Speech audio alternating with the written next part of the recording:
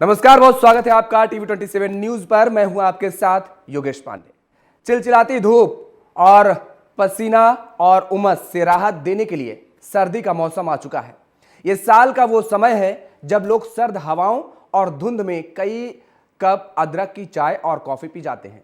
हालांकि ये मौसम गर्मी से राहत तो देता है, लेकिन साथ ही लाता है कुछ बीमारियों और इन्फेक्शन का खतरा, जो आपकी खुशी को चिड़चिड़ाहट में बदल देता है। और हेल्थ एक्सपर्ट की माने तो पर्यावरण के ठंडा होने के साथ शरीर की गर्मी में गिरावट का अनुभव होता है। कभी कभी शरीर को इन नई जलवायु परिस्थितियों के साथ तालमेल बिठाने में भी समय लग जाता है। और देखा जाए तो सर्दियों में सीजनल बीमारियों का खतरा कई गुना ज्यादा बढ़ जाता है। इस मौसम में कॉमन कोल्ड, बुखार, पेट दर्द जैसी समस्याएं होना आम है और हम जल्दी संक्रामक बीमारियों की चपेट में भी आ जाते हैं। इसका एक कारण यह भी है कि ठंड में वायरस ज्यादा एक्टिव हो जाते हैं और इसलिए सर्दियों में सेहत का विशेष ध्यान रखना जरूरी होता है। इस वक्त हमारे साथ स्टूडियो में मौजूद हैं डॉक्टर NK शर्मा जी, जो कि इंडियन मेडिकल एसोसिएशन के पूर्व अध्यक्ष हैं। सर, बहुत स्वागत है आपका। पूर्व अध्यक्ष रहे हैं और इन्हीं से हम जानते हैं कि सर्दियों की तैयारी किस तरीके से लोगों को करना चाहिए। सर, बहुत स्वागत है आपका टीवी 27 न्यूज पर पहले तो। और शुरुआत में हम आपसे जानना चाहेंगे कि क्योंकि जैसे ही मौसम बदलता है, कई नई तरीके की बीमारियों, खासतौर पर सर्दी, खांसी, जुकाम, ऐसी बीमारियां लोगों को प्रभावित करती हैं। तो जैसे मौसम बदलने के साथ लोगों को कैसे सतर्क रहना चाहिए? देखिए, आपने बहुत अच्छा क्वेश्चन किया है। आपके चैनल के माध्यम से मैं बताना चाहूँगा, मौसम में जैसे बदलाव होता है तो हम लोगों में जो हैबिट पहले की पड़ी हुई होती है, उसी कुछ दिन दूसरी जब मौसम चेंज होता है तो उसमें ढलने में थोड़ा सा समय लगता है। और जैसे कि आपने देखा होगा, अभी जो टेम्परेचर है दिन में के समय में थोड़ा सा नॉर्मल टेम्परेचर है, बट मॉर्निंग और इवनिंग टाइम्स में थोड़ा सा टेम्परेचर में गिरावट आ जाती है। और सुबह के टाइम मॉर्निंग में आप देखेंगे, यदि जो मॉर्निंग वॉक पे निकलते हैं 5 बजे या 5:30 बजे, तो उस समय काफ़ी ठंड महसूस होती है। तो ऐसी स्थिति में हम कई बार जो है वो प्रॉपरली कान को ढक के नहीं रखेंगे, सर पे कपड़ा नहीं रखेंगे, या फिर कोई गर्म कपड़ा नहीं पहनेंगे बॉडी को, ताकि वार्म्स रहे। तो ऐसी छोटी छोटी सी लापरवाही हम बरतते हैं, जिसकी वजह से कई बार हम लोग बीमारी की चपेट में आते हैं। और भी कई रीज़न इसके होते हैं, क्योंकि जैसे अभी आपने कहा कि मौसम, ठंड के मौसम में कई सारे बैक्टीरिया और वायरस जो है वो एक्टिव हो जाते हैं। बिल्कुल आपने सही कही बात ये, क्योंकि ठंड के समय में जो धूल मिट्टी, जो धुएं के कण होते हैं, ये नॉर्मल सरफेस पे आ जाते हैं, लोअर सरफेस जिसको हम बोलते हैं। और बहुत सारे वायरस है, चाहे राइनो वायरस है, साइनोसाइटिस है, इन्फ्लुएंजा वायरस है, और या आपने स्वाइन फ्लू है, वो भी एक वायरस ही था, है ना। जैसे कि अभी हम बहुत बड़ी एक त्रासदी हुई है जिससे हम बड़ी मुश्किल से निकल के आए हैं, कोरोना जो है वो भी एक वायरस ही है। तो ये इस तरह के वायरस जो है वो काफ़ी मात्रा में, काफ़ी अलग अलग रूप में, अलग अलग वेरिएंट्स में जो है चेंज होकर के आते रहते हैं, और वो जो है उसकी अपनी चपेट में, अपने आगोश में लेते रहते हैं। हम ये सोचे कि स्वाइन फ्लू यहाँ से कहीं चला गया है, नहीं गया। स्वाइन फ्लू आज भी यहीं है, राइनो वायरस है, साइनोसाइटिस है, या इन्फ्लुएंजा वायरस है, वो भी यहीं पर ही है। वो सारे वायरस जो है ये हमारी बॉडी के आसपास ही एटमॉस्फेयर में घूमते रहते हैं। और जब हम श्वसन क्रिया करते हैं, जो सांस लेते हैं, तो जब लोअर सरफेस में इसमें बहुत सारा इजाफा करता है धूल मिट्टी, धुएं, ये कण जो होते हैं, जब हम सांस लेते हैं तो गले में खराश आने शुरू हो जाती है, गले को वो प्रभावित करते हैं। सबसे पहले गले के अंदर जो है वो संक्रमण फैलाते हैं, इन्फेक्शन फैलाते हैं, जिसकी वजह से गले के अंदर थ्रोट में, यानी कि कंजेशंस या एलर्जिकल टाइप्स, या कई बार आप कहते हैं ना कि बड़ा खिचखिची हो रही है, सांस लेने में दिक्कत आ रही है, इस तरह की चीज़ें जो है वो आना शुरू होगा। या फिर लो ग्रेड फीवर बनना शुरू होगा, या थोड़ा सा जैसे इन्फेक्शन डेवलप करेगा तो वो अपनी चपेट में, वायरल इन्फेक्शन है तो वायरल, उसके साथ साथ कई बार कुछ बैक्टीरियल इन्फेक्शन भी एक्टिव होते हैं। वायरल इन्फेक्शन आता है 2-4-5 दिन के बाद, बैक्टीरियल इन्फेक्शन भी उसको कवर कर लेता है। आपने देखा होगा सर्दियों के समय में हमारे जो सीनियर सिटीजन्स है या हमारे छोटे बच्चे हैं, वो बहुत ज़्यादा चपेट में आते हैं। कई बार ओल्ड एज में या मिडिल एज में भी आपने देखा होगा, सुना होगा कि फला आदमी को जो है नमोनिया हो गया है, निमोनाइटिस हो गया है, या बच्चे को नमोनिया हो गया, तो ये सर्दियों में ही ज़्यादा एक्टिव क्यों होता है? उसका भी कई कारण हैं। यही कारण होता है कि इन्फेक्शन जो होता है, वायरस जो है वो ज़्यादा अलग अलग वेरिएंट्स में आकर के बॉडी को प्रभावित करते हैं। बिल्कुल सर, आपने मॉर्निंग वॉक का जिक्र किया, क्योंकि टेम्परेचर जो है वो घर के अंदर का अलग होता है और घर के बाहर हम निकलते हैं तो वो अलग होता है। तो मॉर्निंग वॉक कितना ज़रूरी है ठंड में, या लोगों को अवॉइड करना चाहिए, या करना चाहिए तो किस उम्र के लोगों को अवॉइड करना चाहिए? देखिए, इसमें मैं कहूँगा 0 से लेकर के 0 जहाँ हम बच्चे का जन्म हो रहा है और वहाँ से लेकर 100 प्लस तक भी यदि कोई हमारे बड़े बुजुर्ग है, सीनियर सिटीजन है, सभी को उसका एहतियात बरतना चाहिए। लापरवाही हम बरतेंगे तो बिल्कुल दुर्घटना घटेगी और ज़रूर इन्फेक्शन की चपेट में हम लोगों के आने की संभावना बढ़ जाती है। तो सबसे पहला काम तो यही है कि हम अपने आप को, शरीर को ढक के रखें, अपने शरीर को जो है, जो हमारी जो छोटी छोटी सी सावधानियां हैं उनको हम बरतेंगे तो मैं समझता हूँ इन चीज़ों से थोड़ा सा बचाव किया जा सकता है। अमूमन हमने देखा है सर कि जैसे ही मौसम बदलता है तो सर्दी जुकाम, जैसे हमने पहले भी जिक्र किया, कि वो लोगों में प्रभावित करने लगती हैं। लोग क्या करते हैं, मेडिकल स्टोर पर नॉर्मल जाते हैं और वो खुद डॉक्टर बन करके खुद दवा ले लेते हैं। परामर्श से, डॉक्टर की परामर्श वो ज़्यादा बहुत महत्वपूर्ण, बहुत तरजीह नहीं देते हैं कि परामर्श लेने की ज़रूरत है। और ख़ास तौर पर एक चीज़ और हमने देखी है सर, कि अगर देहात क्षेत्र में देखें तो थोड़ा सा पैसे का अभाव भी होता है, तो उन लोगों को लगता है कि वो खुद पैरासीटामॉल ले लेंगे और तमाम तरह की दवा जो है नॉर्मल दुकानों में मिलती हैं, उससे काम चलाते हैं। ये कितना खतरनाक है सर? देखिए, बहुत खतरनाक है और आपने बहुत अच्छा क्वेश्चन किया है। मैं ख़ास तौर से ग्रामीण क्षेत्रों में, जो देहात में हमारे मजदूर भाई किसान जो भी रहते हैं, उनकी स्थिति बड़ी टिपिकल होती है। एक तो वहाँ क्वालिफाइड डॉक्टर्स की कमी रहती है। जो आसपास के कस्बे होते हैं, उन कस्बों के अंदर भी झोला छाप या इस तरह के डॉक्टर्स कई बार गली कूचे में बैठे रहते हैं, तो वो भी जीवन के साथ खिलवाड़ करते हैं। कई बार हैवी एंटीबायोटिक दे करके या बहुत सारी चीज़ें करके उसको भी करते हैं जिस मेडिसिन की आवश्यकता नहीं, वो भी स्टेरॉइड्स दे करके या बहुत सारी चीज़ों को करके वो करते हैं, जिसमें लैक ऑफ नॉलेज के कारण भी वो कई बार बीमारी को बढ़ावा देने का काम हो जाता है। तो मैं आपके चैनल के माध्यम से यही कहना चाहूँगा कि यदि घर में किसी को भी कोई प्रॉब्लम्स होती हैं तो सबसे पहले जो हमारी घरेलू उपचार है उसको हम करें। गुनगुना पानी ले या पैरासीटामोल है उसको हम ले और क्वालिफाइड डॉक्टर्स को दिखाए। स्वयं से डॉक्टर ना बने, गूगल मास्टर के पास भी ना जाए, गूगल डॉक्टर के पास भी ना जाए। बहुत से लोग आजकल यूट्यूब पर, गूगल पे सर्च करके मेडिसिन ले लेते हैं या मेडिकल स्टोर वाले से जा कर के स्वयं से मेडिसिन दवाई ले लेते हैं।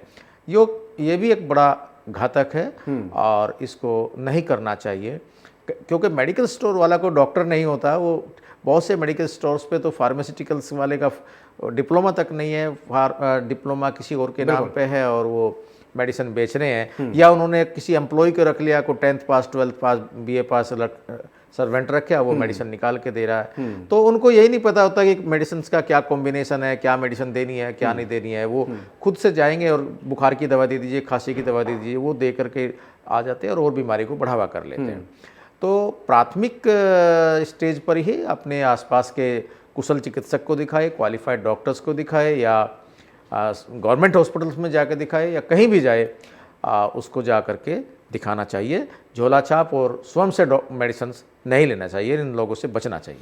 गर्म पानी का आपने सर जिक्र किया। गुनगुना पानी तो अमूमन सर्दी हो गर्मी हो सभी लोगों को सुबह सलाह दी जाती है कि पीना चाहिए, और सुबह जब उठते हैं उठने के बाद।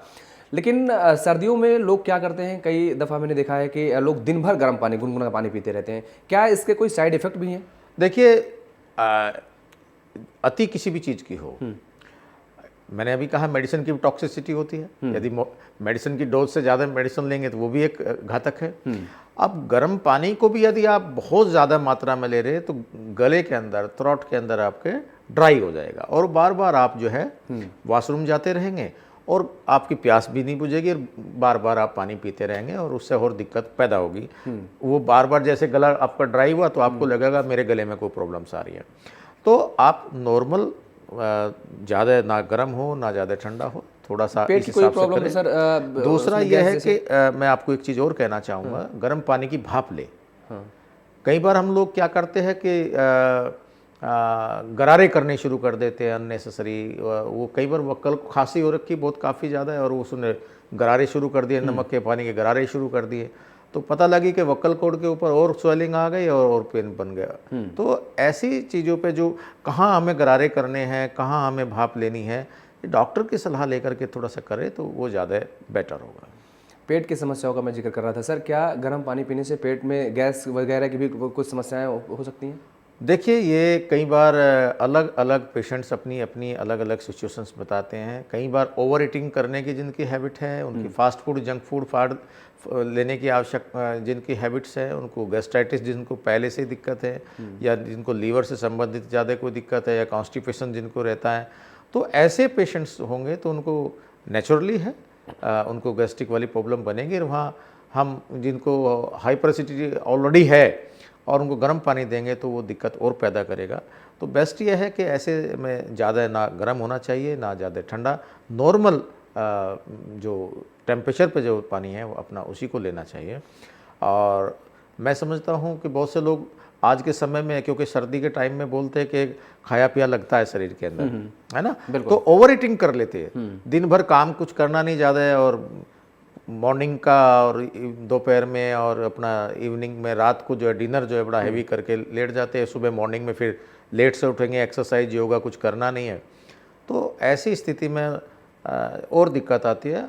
सर्दियों के समय में ही लोग बाग ज़्यादातर वेट गेन कर लेते हैं, वेट गेन करते हैं, क्योंकि वेट गेन इसलिए करते हैं कि वो समय अपने जो जितना ज़्यादा देना चाहिए शरीर को एक्सरसाइज योगा के लिए वो नहीं देते, वो ज़्यादातर बिस्तर पे ज़्यादा समय निकालते हैं। बिल्कुल। तो उससे बेटर है कि यदि बॉडी की हमें इम्यून सिस्टम को ठीक रखना है तो हम योगा और एक्सरसाइज पर थोड़ा ध्यान दें, तो मैं समझता हूँ कि जल्दी इससे निजात मिलेगा। बिल्कुल।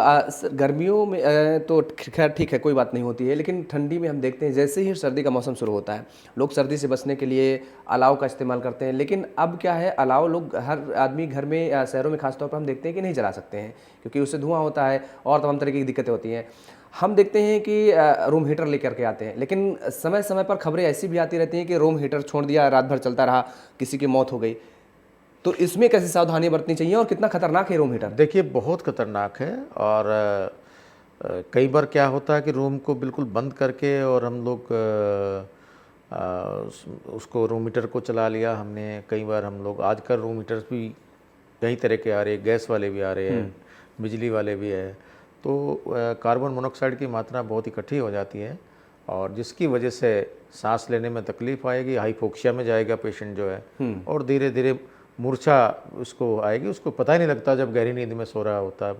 कई बार हमने देखने को मिलता है कि पूरे परिवार के साथ में हादसा हो गया। तो ऐसी स्थिति में हम लोग थोड़ा वेंटिलेशन के लिए खिड़कियां खोल के रखें, थोड़ा बहुत कुछ ऐसा, ये अपना दरवाज़ा ही खोल के रखें ताकि जो है वेंटिलेशन होता रहे, और एक निश्चित समय पर जो है सोने से पहले रूम को एक नॉर्मल टेम्परेचर लाने के बाद में उसको बंद करके ही सोए तो ज़्यादा बेटर है।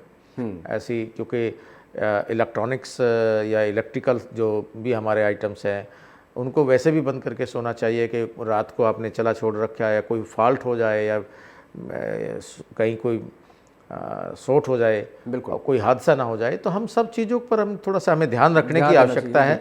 तभी हमें इन चीज़ों से हम थोड़ा अपने आप को और अपने परिवार को बचा सकते हैं। सर्दियों में सर इम्यून पावर को बढ़ाना और वो ठीक ठाक मेंटेन कर रखना एक बड़ी चुनौती होती है। ऐसे में अगर खान पान का हम जिक्र करते हैं तो लोगों को क्या सलाह दी जा सकती है, क्या खान पान में वो सावधानी बरतें? देखिए, जंक फूड और फास्ट फूड से बिल्कुल अवॉइड करना चाहिए, ज़्यादा तला भुना बिल्कुल नहीं देना चाहिए, ओवर ईटिंग बिल्कुल बंद कर देनी चाहिए, ठीक है।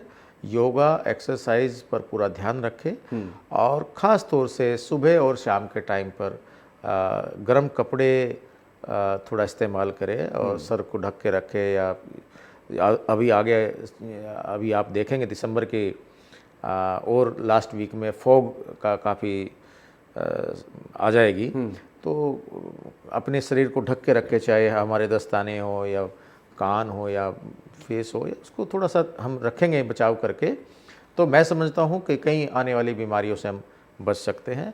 क्योंकि अभी मैं आपने सबसे पहले क्वेश्चन किया था कि धूल मिट्टी धुएं के, जो मैं जहाँ से शुरू किया था, आपने देखा होगा इन दिनों में अस्थमेटिक प्रॉब्लम्स है या फिर सांस लेने में जब तकलीफ़ है बहुत ज़्यादा बढ़ जाती है। उसका कारण भी यही है कि हम लोग लापरवाही बहुत बरतते हैं, और जो वायरल है या बैक्टीरिया है वो बहुत ज़्यादा एक्टिव हो जाते हैं। आपने कई बार देखा होगा, यदि सांस कि गले में खराश शुरुआत एक छोटी सी चीज़ से शुरुआत होती है, गले में खराश हुई, 2-4 दिन के बाद में ही गला में स्वेलिंग आनी शुरू हो गई, या लिम्फ नोड्स हो गए, या कई बार आपने सुना होगा कि टॉन्सिलाइटिस हो गया, अच्छा खासा टॉन्सिलाइटिस हो गया, गले में पेन था, फीवर आना शुरू हो गया उसी की वजह से। सांस फूल रही है, पेशेंट की सांस लेने में तकलीफ आ रही है, क्योंकि कई बार सांस की नलियों में जो है सूजन आ जाती, ब्रोंकाइटिस की वजह से भी कई बार दिक्कतें आती हैं। तो जब सांस की नली पे स्वेलिंग आएगी, हमारी श्वसन नली के ऊपर जो स्वेलिंग आ जाएगी, तो एयरवे जो होता है वो हमारा बहुत कम हो जाएगा, नैरो हो जाएगा, सिकुड़ जाएगा, जिसकी वजह से ऑक्सीजन जो है बॉडी के अंदर वो कम जाएगी। जब ऑक्सीजन की मात्रा कम हो जाएगी तो सांस लेने में तकलीफ बनेगी और वो बड़ी दिक्कत होगी, हार्ट रेट भी बढ़ेगा और फेफड़े की जो प्रक्रिया है वो फास्ट होगी, जिसकी वजह से फैलने और सिकुड़ने में जो है लंग्स को काफ़ी प्रॉब्लम्स आने लगती है, जिसकी वजह से मरीज की सांस फूलनी शुरू हो जाती है। अब सवाल ये उठता है कि इन्फेक्शन से कैसे बचा जाए। अब हमारे जो ये धूल मिट्टी धुआं, ये जो भी इन्फेक्शन है, चाहे वायरल इन्फेक्शन है या बैक्टीरियल इन्फेक्शन है, जो लंग्स के जो हमारे लूप्स हैं वो उसको काफ़ी भर जाते हैं इन्फेक्शन की वजह से, जिसकी वजह से मांसपेशियाँ या हमारी जो लंग्स के जो भी है वो सारी की सारी बहुत हार्ड हो जाती है, मसल्स जो है, जिसकी वजह से जो है फैलने और सिकुड़ने में दिक्कत आती है। कई बार आपने देखा होगा जब हम एक्सरे या फिर सीटी स्कैन वगैरह करते हैं तब पता लगती है कि मरीज को नमोनिया हो गया या निमोनाइटिस से पीड़ित हो गया है, और बहुत क्रिटिकल कंडीशंस हो जाती है, सांस लेने में दिक्कत आती है, तो नेबुलाइजेशन भी करते हैं हम लोग, ऑक्सीजन भी देते हैं। इस तरह की नौबत भी कई बार आ जाती है। सर्दियों में सर अक्सर देखा गया है कि बुजुर्गों के जो जोड़ में दर्द अक्सर देखने को मिलता है, तो निजात कैसे मिल सकती है और ये क्या वजह होती है कि ये सर्दियों में ही इस प्रभाव को ज़्यादा देखने को मिलता है? देखिए कई बार हम जो हमारे सीनियर सिटीजन्स है उनको विटामिन D3 की कमी, डिफिनिशी ऑफ विटामिन D3 है या B12 है, या जिनको जो है ऑस्टियोआर्थराइटिस है, या कई तरह की चीज़ें उनको जकड़ लेती है, इम्यून सिस्टम काफ़ी वीक हो ही जाता है। तो ऐसे कंडीशंस में हम लोगों को बहुत सावधानी की आवश्यकता है, समय समय पर अपना चेकअप कराते रहना चाहिए। और कहीं कैल्शियम की कमी है तो कैल्शियम का सेवन करें, विटामिन D3 की कमी है तो विटामिन D3 लें, B12 की कमी है तो B12 लें, जिसकी वजह से हमारे जो है वो हाथ पैर प्रॉपरली काम करते रहें। कई बार क्या होता है कि हम लोग प्रोटीन की मात्रा बहुत ज़्यादा ले लेते हैं। आजकल योगा एक्सरसाइज लोग करते नहीं हैं, जिम के अंदर जाते हैं और वहाँ वो प्रोटीन पाउडर लेते हैं, तुरंत जाते ही और वहाँ प्रोटीन पाउडर लेते हैं। तो कई बार कुछ लोग इतनी वो बता देते हैं वहाँ से वो कि दूध में ये करके लो, इतना ये पाउडर लो, उसमें स्टेरॉइड्स वगैरह भी होते हैं। तो कई बार वो किडनी को भी बड़ा उसको नुकसान पहुँचाते हैं, और जिसकी वजह से प्रोटीन की मात्रा जब बहुत ज़्यादा बॉडी के अंदर होगी तो यूरिक एसिड की मात्रा भी बढ़ेगी, तो जोड़ों में स्वेलिंग भी आनी शुरू हो जाएगी और चलने फिरने में दिक्कत भी आएगी, तो जॉइंट पेन भी बनेगा। तो इस तरह की चीज़ें कहीं आती है और फिर वो किडनी में भी कई बार समस्या आनी शुरू हो जाती है। तो शुरुआत कहीं भी है, छोटी सी बीमारी की भी शुरुआत होगी तो वो किसी भी बीमारी की शुरुआत होगी बहुत छोटे स्तर से शुरू होगी। जैसे आपने देखा होगा अभी आपने देखा होगा गेहूँ की रुपाई होगी तो उसमें गेहूँ जब उसमें बीज डालेंगे तो जरा सा अंकुर उसमें से निकलेगा, फिर थोड़े दिन के बाद में पूरा उसका वो पौधा तैयार हो जाएगा। या आम का पेड़ या जरा सा अंकुर निकलेगा, वो अंकुरित होगा, बड़ा पेड़ बन जाता है, साल 2 साल में फिर वो आम देना शुरू हो जाता है, बड़ा वृक्ष बन जाता है। तो कोई भी बीमारी है वो इनिशियल फेज पर, प्राइमरी स्टेज में बहुत माइनर जिसको हम नज़रअंदाज कर देते हैं, वो बड़ी घातक और ख़तरनाक हो जाती है। तो हमें इन चीज़ों पे थोड़ी सावधानी की आवश्यकता है। अर्थराइटिस का आपने सर जिक्र किया, हमने देखा कि कई पेशेंट ऐसे हैं जो जैसे ही रात को ठंड ज़्यादा पड़ती है तो उनकी उंगलियां टेढ़ी होने लगती हैं, स्वेलिंग आ जाती है, और ये इसका क्या तरीका है इससे बचने के लिए, और क्या ये लाइलाज बीमारी है या फिर इसका भी इलाज है? क्योंकि कई भ्रांतियां हैं इसमें। नहीं, आज मेडिकल साइंस इतना एडवांस हो चुका है, ऐसा कुछ नहीं है कि लाइलाज बीमारियां हैं। हाँ। हमें प्रॉपरली सावधानी पूर्वक हमें समय समय पर इन्वेस्टिगेशंस अपनी कराती रहना चाहिए कि हमारी प्लेटलेट्स कितनी हैं, है ना, ESR कितना बढ़ा हुआ है, हमारे जो कैल्शियम कितना है बॉडी के अंदर, विटामिन D3 कितना है, कहीं कोई RA फैक्टर्स तो नहीं हमारा हो रहा, कहीं यूरिक एसिड तो नहीं बढ़ रहा, कहीं प्रोटीन की मात्रा तो नहीं जा रही। तो हमें समय समय पर अपनी इन्वेस्टिगेशन कराते रहना चाहिए, ब्लड टेस्ट कराते रहना चाहिए, ताकि हम उसको अपने आप को ठीक रख सकें। मैं एक छोटा सा एग्जांपल दूंगा। आदमी के पास कोई वाहन हो, साइकिल हो, मोटरसाइकिल हो, कार हो, ज़रा सा भी कहीं कुछ उसमें आवाज़ आ जाएगा तो तुरंत वर्कशॉप पर लेके चले जाएंगे। लेकिन कोई बीमारी इंसान को लग जाए छोटी मोटी सी, कोई नहीं यार 5 दिन दवाई ले लेंगे और वो फटाफट मेडिकल स्टोर से 2-4 दिन तो ऐसे ही निकाल देंगे, फिर मेडिकल स्टोर से जाके दवाई लेंगे, फिर डॉक्टर के पास में तो हफ्ता 10 दिन के बाद में जाएंगे।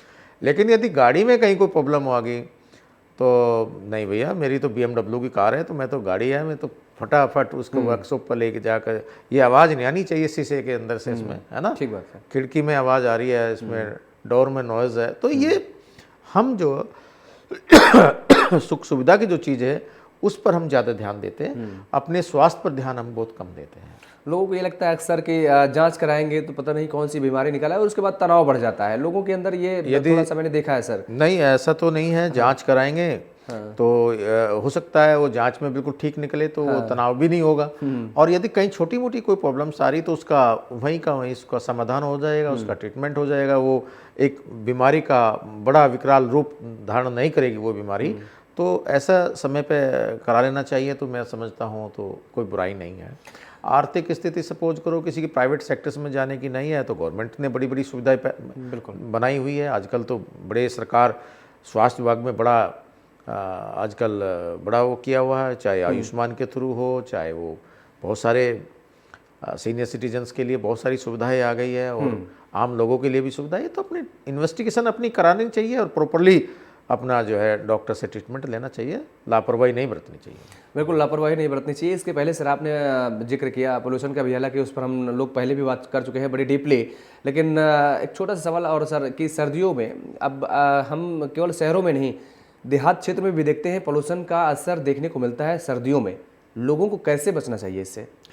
देखिए, एक तो जैसे ठंड का मौसम आता है, चाहे वो मॉर्निंग समय में है, अर्ली मॉर्निंग है या इवनिंग टाइम्स में है, हमें गर्म कपड़े का थोड़ा ध्यान रखना चाहिए। हमें खुले में ज़्यादा नहीं रहना चाहिए, और थोड़ा ठंड से बचने के जो भी हमारे उपाय है, हमारे गांव में देहात में जो हमारे किसान भाई हैं, चलिए हम लोग तो रूम में बैठ लेंगे, रूम में सो जाएंगे। कई बार वो रात के समय में खेत में जाते हैं, और कई बार वो बहुत सारे काम करने होते हैं उनको। आजकल शुगर मिल भी चल रहे हैं तो लोग गन्ना लेके जाते हैं, तो ट्रैक्टर भी रात को लेके जाएंगे, या बहुत सारे काम करते हैं। वो लोग कैसे करें? तो वो लोग भी अपना जो गर्म कपड़ा है उसको यूज़ करें। जहाँ वो बैठे हैं वहाँ अलाव जला के रखें। शहर के अंदर ठीक है, पॉल्यूशन की आपकी बंदिश है कि आप नहीं करेंगे, लेकिन शहर के अंदर भी गवर्नमेंट जो है अलाव जलाने की व्यवस्था करती है, लकड़ियाँ जलवाती हैं। तो इस तरह की चीज़ें हैं और उनको करना चाहिए, और थोड़ा सा अपनी सावधानी बरतें।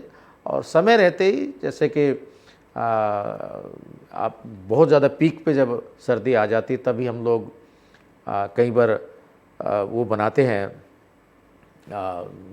बेसहाराओं के लिए हम टेंट लगा देते हैं, जो फुटपाथ पर हमारे रैन बसेरे बनाते हैं, रैन बसेरे बनाते हैं।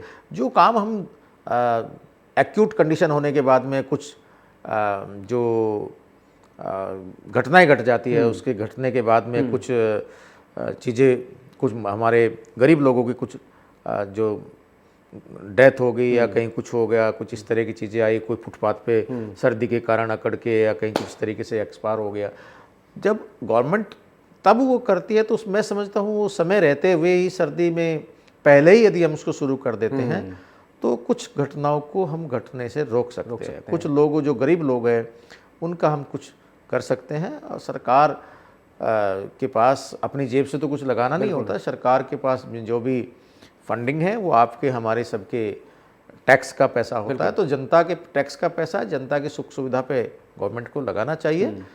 भले ही गवर्नमेंट अपनी सुख सुविधा में कम कर ले, अपने लाभ लश्कर में कम कर ले, गवर्नमेंट के जो मंत्री है या जो भी अधिकारीगण है वो अपनी सुविधाओं में कुछ कम कर ले तो ठीक है, उसको कम करके जो है पब्लिक की सुविधाओं पे हम ज़्यादा ध्यान देंगे तो मैं समझता हूँ ज़्यादा ठीक रहेगा। बिल्कुल ठीक रहेगा। और लोगों को भी जागरूक रहने की ज़रूरत है। तो सर्दी में कौन कौन सी बीमारियां होती हैं, उनके बचाव कैसे कर सकते हैं और हम किस तरीके से सावधानी बरतते हुए अपने आप को सेफ रख सकते हैं, बात लगातार कर रहे हैं। हमारे साथ डॉक्टर साहब मौजूद हैं। सर, लगातार हम बात कर रहे हैं, बचाव के तरीके भी आप बता रहे हैं और बड़ी मतलब बहुत ही अच्छी तरीके से आप दर्शकों तक हमारी वो बात पहुंचा रहे हैं और किस तरीके से उनको वो अपने आप को बचा सकते हैं, सेफ रख सकते हैं।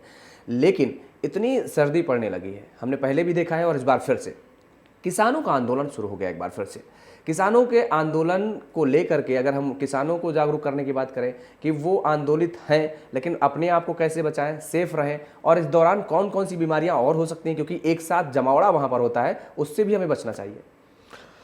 बहुत अच्छा क्वेश्चन आपने किया और मैं आपको के माध्यम से, आपके चैनल के माध्यम से देश और प्रदेश की जनता से आह्वान भी करूंगा और बताना भी चाहूँगा कि आज के समय में पहली तो बात ये मैं कहूँगा, किसान नहीं है ये लोग। किसान के पास इतना कहाँ समय है कि वो सड़क पे बैठे। किसान को तो कहीं आजकल गेहूं की बुआई हो रही है, कहीं कुछ हो रहा है, कहीं गन्ने की कटाई हो रही है, उसके पास तो वैसे ही बहुत बिजी होता है। ये सब लोग सब के सब जो इतनी बड़ी बड़ी गाड़ियों में आते हैं, सब इतने बड़े बड़े तामझाम में रहते हैं, किसान के पास ये सुविधाएं है कहाँ? ये किसान है ही नहीं, ये सारे के सारे पॉलिटिशियंस हैं। और किसी न किसी का कोई ना कोई ध्येय होता है, कहीं ना कहीं सरकार को प्रेशर में लेके कुछ ना कुछ अपना काम सिद्ध कराना होता है ताकि प्रेशर में गवर्नमेंट आए और हमारी कुछ चीज़ों का हमारा पर्सनल फायदा हो जाए। आम जनता से कोई फायदे का कोई लेना देना नहीं, लेकिन आम जनता को परेशानी होनी चाहिए। कोई मरीज है, एम्बुलेंस में फंसा हुआ है, उसके साथ दुर्घटना हो जाए, इनको उससे कोई लेना देना नहीं है। सड़क को जाम करना है, सवाल किसान का ही नहीं है, सवाल चाहे बहुत सारे आजकल तो समय ऐसा आ गया है, चाहे वो कोई सफाई कर्मचारी हो, घरों में कितना गंदगी पड़ी है, रोड पे कितनी गंदगी पड़ी है, सफाई हुई नहीं, उससे कोई लेना देना नहीं उनको। शहर में बीमारी फैल रही है नहीं फैल रही, उससे कोई लेना देना नहीं, उनको अपने स्ट्राइक करनी है। सवाल यह है कि सब के सब जो है लोग राजनीतिक लोग हो गए। कभी ऑटो वाला स्ट्राइक करके बैठ जाता है, जहाँ धरने पे बैठते वहीं पर गंदगी फैलाते हैं, वहाँ एक 20, 30, 50, 100 लोग रहेंगे, टॉयलेट बाथरूम के लिए भी वहीं आसपास कहीं जाएंगे तो गंदगी भी रहते हैं, वहीं थूकते रहेंगे, वहीं सब कुछ करते रहेंगे, तो बीमारियां फैलाने का एक ये बड़ा आसान तरीका होता है। हम लोग डॉक्टर्स सभी लोग बोलते हैं कि भीड़ भड़ाका में नहीं जाना चाहिए, जो है मास्क लगा के रखो, सार्वजनिक स्थानों पे नहीं थूको। अब धरने वालों से पूछो ये कहाँ क्या करते हैं? बिल्कुल, भीड़ भड़ाका तो खुद बढ़ा रहे हैं। मैं कई बार मैं बोलता हूँ कि रेलवे स्टेशन पे जाना हो या मार्केट में जाना हो, अननेसेसरी नहीं जाना चाहिए, अननेसेसरी भीड़ नहीं बढ़ानी चाहिए। लेकिन ये लोग तो वहाँ धरने प्रदर्शन पे तो भीड़ बढ़ाते हैं, वहीं इकट्ठे होकर बैठते हैं, थोड़ी सी जगह में सब लोग इकट्ठे हो जाएंगे, वहीं अपना सब कुछ इनको करना होता है। तो ऐसी स्थिति में मैं समझता हूँ ये बीमारी को और बढ़ावा देने का जो है वहाँ से काम शुरू होता है। और लोग वहाँ, कई बार आपने देखा होगा कि वहाँ कुछ किसान बैठे हुए थे, कुछ मजदूर बैठे हुए थे और वहाँ पर ये दुर्घटना घट गई है, कुछ बीमार हो गए हैं, कुछ अस्पताल गए हैं, किसी की हार्ट अटैक आ गया, किसी की डेथ हो गई है। तो अभी भी 2-3 दिन पहले कुछ सुनने में ऐसा ही आया था। तो ये एक आम चीज़ें हैं, क्योंकि जब इस तरह की चीज़ें होगी, हाइजेनिक कम रहेंगे तो वहाँ बीमारी फैलने की संभावना ज़्यादा बढ़ती है और इससे हमें बचना चाहिए। और दूसरे भी रास्ते हैं, दूसरे भी तरीके हैं अपनी मांग को मंगवाने के लिए, जनता को परेशान करने की बजाय। और बार बार वही गिने चुने लोग, वही क्या उन्होंने समाज का, पूरे देश का किसानों का ठेका लिया हुआ है। बाकी क्या इस भारतवर्ष में और लोग नहीं रहे या और मजदूर नहीं रहे? उन्हीं लोगों के पास जिम्मेदारी है। तो ये सब जो है अपना अपना सबका, उनकी राजनीतिक उनको फ़ायदे लेने हैं, अपनी सुविधाएं लेनी है। उनकी यदि प्रॉपरली गवर्नमेंट जांच करे कि किसान नेता बनने से पहले या मजदूर नेता बनने से पहले या सफाई नेता बनने से पहले या ऑटो नेता बनने से पहले इनकी आर्थिक स्थिति क्या थी, आज की आर्थिक स्थिति क्या है, तो बहुत कुछ निकल के आ जाएगा। लेकिन सरकार भी वोट की राजनीति होती है तो वो करती है। ये अब बीमारी फैले, जनता बीमार हो जाए, कुछ भी हो जाए, इनको क्या लेना देना है? बिल्कुल। बिल्कुल, सियासी रोटियां सेकी जा रही हैं। और इसके साथ ही सर्दियों में हम बात कर रहे हैं सर बीमारियों की, तो जो बीमारियां होती हैं अमूमन, हालांकि आपने भी अभी जिक्र किया, लेकिन लोगों को होम रेमेडीज़ पर कितना निर्भर रहना चाहिए? मैं समझता हूँ घर की बनी हुई चीज़ों पर ज़्यादा ध्यान देना चाहिए। और सबसे पहले तो हमारे जो घरेलू नुस्खे हैं उनको भी हमें इस्तेमाल करने चाहिए। कई बार हम क्या करते हैं कि बाहर की चीज़ों पे हम ज़्यादा, आज के समय में आपने देखा होगा एक चलन हो गया है, आज के छोटे छोटे बच्चे भी 15, 20, 25 साल के बच्चे भी, क्योंकि पहले ये होता था कि भाई चलो हमारे फौजी भाई है, बहुत ही -15 या -20 या -25 में वो कहीं जाते थे तो थोड़ा बहुत अल्कोहल लेते थे वार्म अप रखने के लिए, लेकिन वो एक ऐसा प्रचलन बन गया। आज हमारे 18-20 साल के बच्चे भी उसमें आपको दिखाई दे जाएंगे लाइन में लगे हुए। तो ऐसा वो कहते हैं साथ ठंड हो रही है, सर्दी हो रही है। सर्दी लगने के लिए और दूसरी तरीका है, आप एक्सरसाइज करिए, आप अपनी डाइट को अच्छा करिए, आप नॉर्मल फूड लीजिए, अपने आप को अपना इम्यून सिस्टम ठीक रखिए। तो दूसरी चीज़ों में बिजी रखेंगे तो मैं समझता हूँ आपको ऑटोमेटिकली आपकी बॉडी जो है बीमारी से लड़ने की कैपेसिटी आपके अंदर खुद आएगी। लेकिन अपना खान पान आज के टाइम में हम लोगों का इतना वो हो गया है कि हम ज़्यादातर, आप आज छोटा बच्चा भी आता है, यदि आप उसको घर की बनी रोटी देंगे तो इतनी उसको अच्छा नहीं लगेगी, वो पिज़्ज़ा पहले मांगेगा जिसकी वजह से ये बहुत सारी समस्याएं हमारी पैदा हो रही है। हम आज मार्केट के ऊपर निर्भर हो गए हैं। कुछ भी खाना होगा मार्केट से लेकर के हम मंगाएंगे। जंक फूड, फास्ट फूड हमारी हैबिट में हो गया, तो इम्यून सिस्टम हमारा कहाँ डेवलप करेगा? इम्यून सिस्टम तो हमारा वीक होना ही है। बिल्कुल। जब इम्यून सिस्टम इतना वीक होगा तो वो कहीं ना कहीं बीमारी की चपेट में आएंगे ही, और जल्दी जल्दी बीमारी भी रहेंगे, चाहे सर्दी है या कुछ भी है, और बहुत सारी बीमारियां हैं।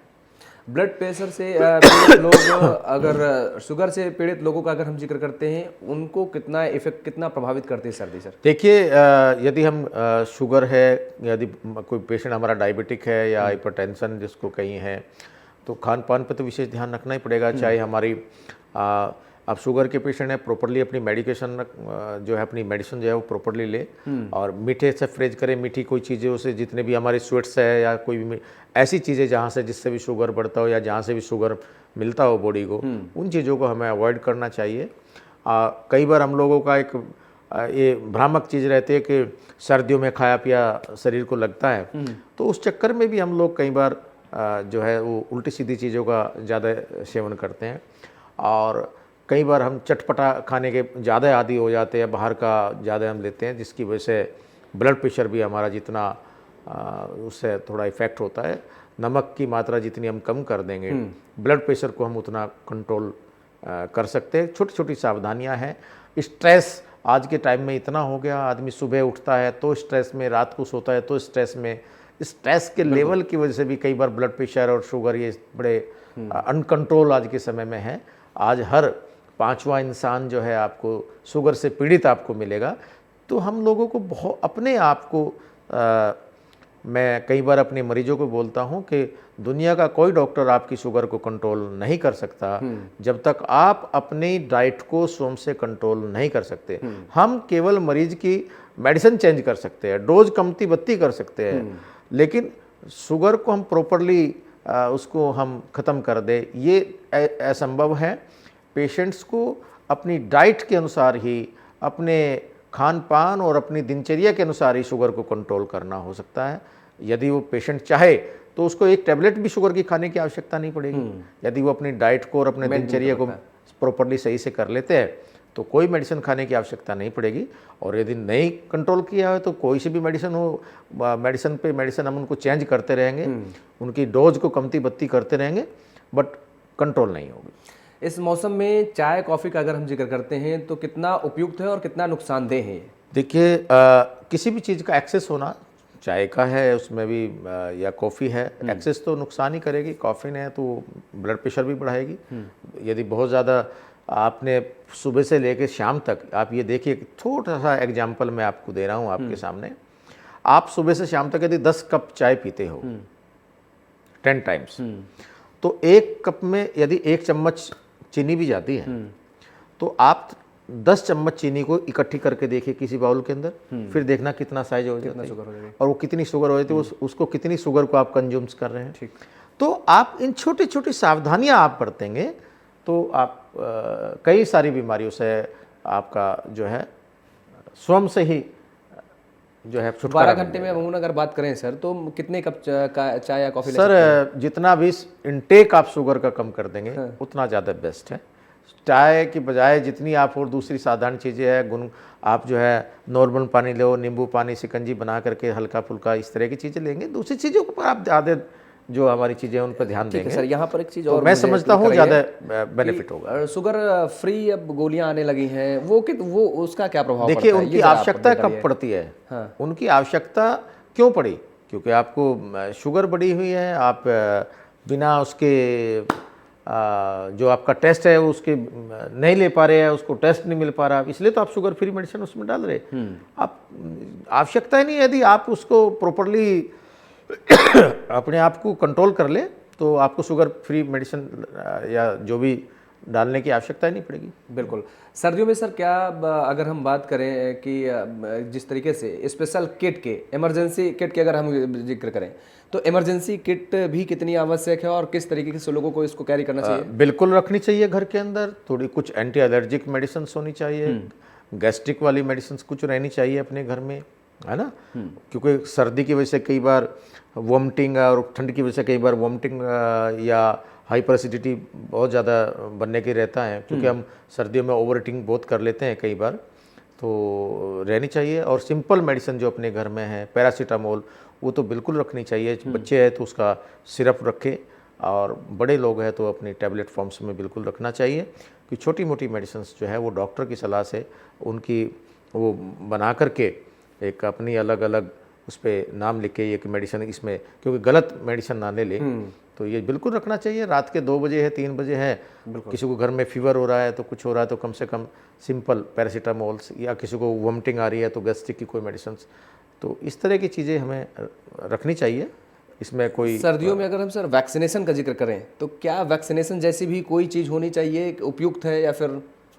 अब देखिए, नई नई जब बीमारियां आती है, चाहे कोई नया इन्फेक्शन आता है, तो वैक्सीन्स तो हमारे डे 1 से जब बच्चा जन्म लेता है तब से वैक्सीन लगनी शुरू हो जाती है, वैक्सीनेटेड होते ही हम लोग।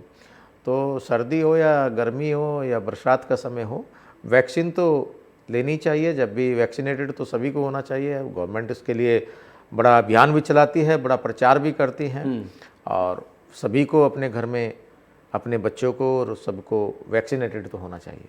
सरकार का आप जिक्र कर रहे हैं सर, सरकार को क्या पहल करनी चाहिए? क्योंकि अमूमन हम देखते हैं कि ठीक है, सरकारी अस्पतालों में सुविधाएं होती हैं, लेकिन वहाँ पर भी अभी देहात क्षेत्र में जाइए तो वहाँ भी काफ़ी अभाव देखने को मिलता है। तो क्या, एक उदाहरण हम देते हैं, हालांकि किसी सरकार को लेकर के हम वो बात नहीं कर रहे हैं, जैसे मोहल्ला क्लिनिक सर दिल्ली में खोले गए हैं जगह जगह पर, क्या इस तरीके की योजना को लेकर के सरकार को आगे अन्य राज्यों में या केंद्र की सरकार को कोई पहल करनी चाहिए? देखिए, स्वास्थ्य के क्षेत्र में बहुत संभावनाएं हैं। अभी तो आपने ये जो आयुष्मान योजना हेल्थ के विषय में जो चलाई है, यदि इसको प्रॉपरली आप देखेंगे और जब इसको सही से आप इसकी गहराई में जाएंगे तो आपको बहुत लूप होल मिलेंगे। आप जब इसका मिसयूज भी बहुत लोग करते हैं। तो सवाल यह है कि गवर्नमेंट जब भी कोई पॉलिसी लेके आती है, वो आम जनता के हित के लिए पॉलिसी लेके आती है, लेकिन उसका कुछ लोग हम भारतीयों में ऐसी एक टेंडेंसी होगी, हम लोग उसका मिसयूज करना शुरू कर देते हैं। और उसमें हर तरह के लोग होते हैं, उसमें डॉक्टर भी शामिल है, उसमें आम आदमी भी शामिल है। कई बार फर्जी फाइलें बनती है, फर्जी बीमारियां होती है, सरकार को चूना लगाते हैं।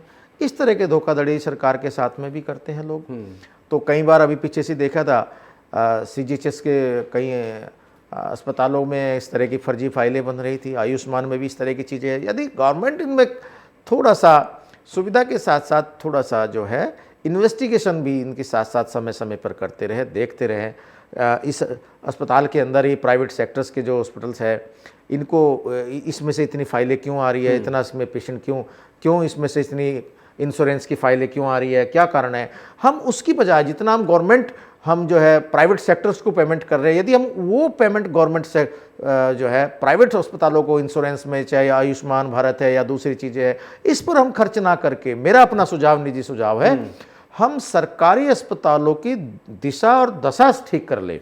वहाँ हम डॉक्टर तैनात करें, वहाँ हम पैरामेडिकल तैयार 1000 मीटर के अस्पताल के अंदर हर तरह के ऑपरेशन गवर्नमेंट कर रही है, वहाँ डॉक्टर ऑपरेशन कर रहा है, सारी सुख सुविधाएं वहाँ मिल रही है। और गवर्नमेंट के पास एकड़ों जमीन का हॉस्पिटल है, बिल्कुल, बिल्डिंगें बड़ी है, वहाँ वो सुविधा क्यों नहीं है? वहाँ वो MRI की मशीन क्यों नहीं लग रही? वहाँ वो CT स्कैन की मशीन क्यों नहीं लग रही? वहाँ पैरामेडिकल स्टाफ की पूर्ण रूप से तैनाती क्यों नहीं है? वहाँ डॉक्टर तैनात क्यों नहीं है? वहाँ क्या कारण है? यदि हम सुख सुविधा हम सरकारी अस्पतालों में बढ़ा दें, वहाँ डॉक्टर्स की संख्या बढ़ा दें, वहाँ स्पेशलिस्ट को बढ़ा दें, वहाँ पैरामेडिकल स्टाफ को बढ़ा दें, वहाँ हम इन्वेस्टिगेशंस की जो हमारे इक्विपमेंट है उनको बढ़ा दें, हम वहाँ मेडिसिन की फैसिलिटीज बढ़ा दें, तो हमें क्या जरूरत पड़ रही है इन प्राइवेट सेक्टर्स को हम मालामाल करने की? तो गवर्नमेंट भी कई चीज़ें हैं जो समझ से परे है। तो कई चीज़ें मैं तो IMA देखता तो मैं ये बात बोलता था, और कई बात हमारे डॉक्टर साथियों को बुरी भी लगती, आज भी बुरी लग रही होगी, लेकिन सच्चाई है यार, सच्चाई है। क्योंकि हम भ्रष्टाचार को बढ़ावा हम क्यों दे रहे? सरकार ऐसी स्कीमें क्यों लेके आती है कि उससे भ्रष्टाचार को और बढ़ावा मिले? गलत है। बिल्कुल ठीक बात। आप सरकारी अस्पतालों में सुविधा बढ़ाइए, सरकारी अस्पताल के डॉक्टर्स की आप तनख्वाह बढ़ाइए, वहां डॉक्टर तैनात करिए, आप मेडिकल कॉलेजेस में सीट बढ़ाइए, पैरामेडिकल इंस्टीट्यूट बनाइए, वहां जनता को, आम जनता को, गरीबों को सुख सुविधा दीजिए। आपने वहां 1000 मीटर के अस्पताल में सारी सुख सुविधा है, सारी तरह के ऑपरेशन हो रहे थे, 1 एकड़ के हॉस्पिटल में क्यों नहीं ये सुविधा मिल रही? ये क्वेश्चन उठता है। बिल्कुल। सवाल यहाँ पर एक सर और है कि इस मौसम में गर्भवती महिलाओं और बच्चों को कितना सावधान और सतर्क रहना जरूरी है? देखिए, गर्भवती महिला हो, हमारी माँ बहन बेटियाँ जो भी हैं, या हमारे छोटे बच्चे हैं, या हमारे सीनियर सिटीजन्स हैं, या हमारे जो पहले से जिनको अस्थमेटिक प्रॉब्लम्स है, या TB की दिक्कत है, या किसी और कम्युनिकेबल डिसीज़ है, या कोई भी और लंग से संबंधित बीमारी है, या किसी और तरह की सांस से संबंधित बीमारी, सावधानी तो सभी को बरतनी चाहिए। कब किसकी चपेट में कोई वायरस आ जाए, की चपेट में कौन आ जाए, किसी को कुछ नहीं कहा जा सकता। हम लोगों को लापरवाह बिल्कुल नहीं होनी चाहिए। कोरोना अभी कहीं नहीं गया, उनके अलग अलग वेरिएंट अलग अलग रूप में आता रहता है। इन्फ्लुएंजा वायरस कहीं नहीं गया, अभी भी वो कहीं ना कहीं दूसरे रूप में आता रहता है। स्वाइन फ्लू कहीं नहीं गया, अभी भी वो किसी न किसी रूप में आते रहते हैं। निमोनाइटिस है, बैक्टीरियल इन्फेक्शन है, वो कहीं नहीं गया, वो बहुत से लोगों को इन्फेक्टेड करते रहते हैं। ट्यूबरक्लोसिस है, जो कि TB का जो बैक्टीरिया है वो इन दिनों में काफ़ी एक्टिव हो जाता है, तो वो भी कहीं नहीं गया।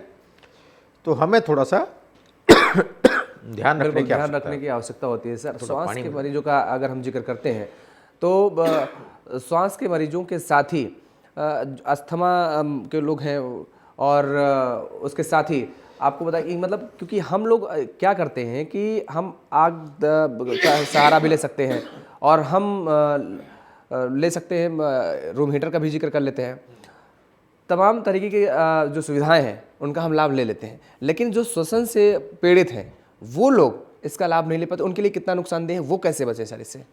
देखिए, उनके लिए तो बहुत हानिकारक है। अभी देखिए, मुझे खांसी उठ गई बोलते बोलते, मेरा ही गला भर गया, पानी आ रहा है। तो ये किसी के भी साथ हो सकता है, ऐसा नहीं है कि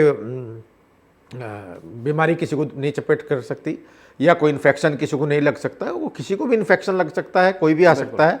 अभी बोलते बोलते सडनली मुझे गले में खराश आ गई, तो मेरा ही अब गला बिल्कुल ठीक हो गया। लेकिन दिक्कत कई बार किसी को भी हो सकती है, ऐसा कुछ नहीं है कि वो डॉक्टर को नहीं हो सकता या आम आदमी को नहीं हो सकता, वो किसी को भी हो सकता है, किसी में कोई वो चीज़ नहीं है। तो सावधानी तो बरतनी चाहिए। और धूल मिट्टी धुआं तो किसी भी चपेट में ले सकता है। ऑक्सीजन हम लोग सब श्वसन क्रिया कर रहे हैं, सब लेते हैं, जिंदा रहने के लिए, श्वास लेने के लिए हम लोगों को आवश्यक है। तो वो सांस के साथ में कई बार इन्फेक्शंस बॉडी के अंदर जाते हैं, तो नुकसान होता ही है। नुकसान होता है और जाहिर तौर पर है। फिलहाल यहाँ पर रुकेंगे एक छोटे से ब्रेक के लिए, ब्रेक के बाद फौरन आगे बढ़ते हैं।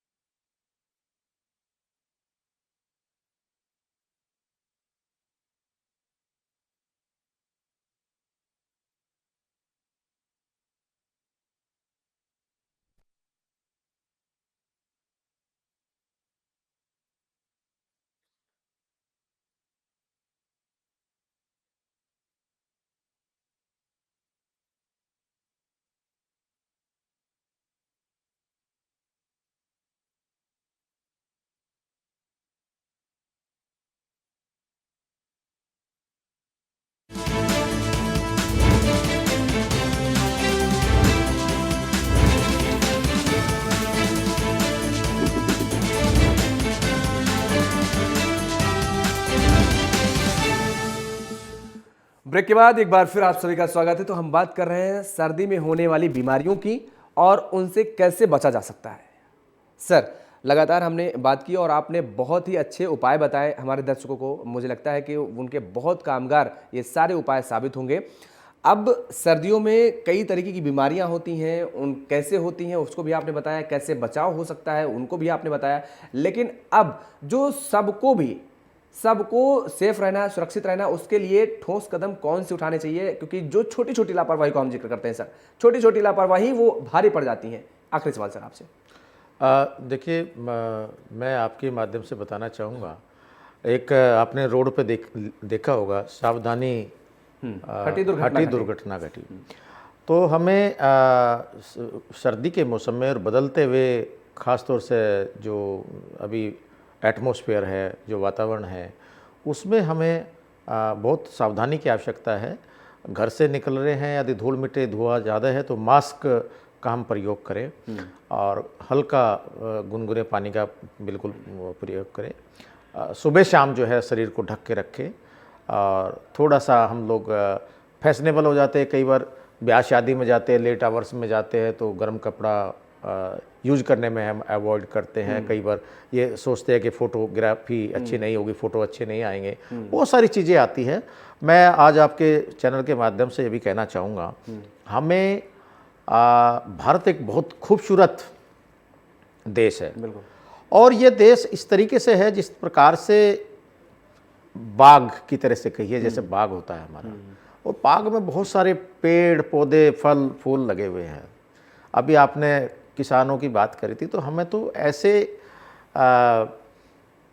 मालियों की आवश्यकता है, ऐसे लोगों की आवश्यकता है जो उन पेड़ों को सींचे अच्छे से और उन पर फूल पौधे फल उगाए।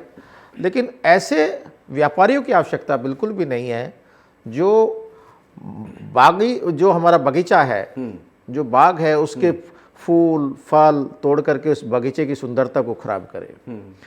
हमें ऐसे राजनीतिक और ऐसे धरना प्रदर्शन करने वाले राजनेताओं की बिल्कुल भी आवश्यकता नहीं है जो हमारे आव भाव को खराब करे, बिल्कुल, और बीमारी को बढ़ाने में योगदान दे। चाहे वो तो बहुत बहुत शुक्रिया सर आपका हम समय देने के लिए हमारे साथ। तो आपने देखा कि किस तरीके के, कितनी आसान तरीके से सर ने बताया कि किस तरीके से हम सर्दियों से बच सकते हैं, सर्दियों में जो बीमारियां होती हैं इस मौसम में उनसे कैसे बचाव किए जा सकते हैं। और होम रेमेडीज़ को लेकर के भी सर ने बहुत ही बेहतरीन तरीके से बताया और आपको समझाया कि किस तरीके से हम होम रेमेडीज़ का भी सहारा ले सकते हैं घरों में। मेरे साथ फिलहाल इतना ही। खबरों के लिए आप देखते रहिए TV 27 न्यूज़। नमस्कार।